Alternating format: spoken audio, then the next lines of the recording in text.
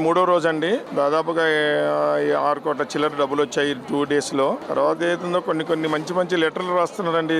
దేవుని సమ్మక్క తల్లి ఉండాలని, నా బాబుకు H1 వీసా రావాలి, మంచి కోడలు రావాలి, మా తమ్మునికి మంచి కొడుకు పుట్టాలని చెప్పి. తర్వాత ఇందిరా మిల్లు అని మెడ్చల్ జిల్లాకి వెళ్ళి కూడా వాళ్ళు ఉండిలో వేశారు. దానికి రాజు ఈ సీఎం రేవంత్ రెడ్డి గారికి ఈ కబురు పోవాలని చెప్పి. తర్వాత సమ్మక్క తల్లి త్వరగా నా కొడుకు ఉద్యోగం రావాలి, US పోవాలి, మంచి సంబంధం కావాలి, తానెత్తు బంగారం ఇస్తారని చెప్పి మొక్కుకున్నారు. ఈ లెటర్ కూడా రాసి ఇది ఉండిలో వేశారు.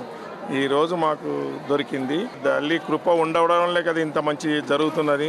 గుడి లేకున్నా కూడా అంత భక్తి, అంత ఒక శక్తి లాంటి ఉన్నది కాబట్టి అంతమంది జనం వస్తున్నారు. చాలా ఆనందంగా ఉన్నది. గుడి లెక్కింపు వలన కొత్త ఎదుస్తున్నాయి. ఎలాంటి కోరికలు కోరుకుంటే తల్లి మనకు వరాలు ఇస్తుంది అని చెప్పి. మన దేవతలు చాలా ఉత్తమమైన వాళ్ళు. మంచి అంటే ఏది లేకున్నా ఈ గవర్నమెంట్ చాలా మంచి డెవలప్ చేసింది. అక్కడ అన్నిటికీ అనుకూలంగా ఉంది. ఇంకా మంచి జరగాలి, ఇంకా మంచి చేయాలి గవర్నమెంట్ని కోరుకుంటున్నాం.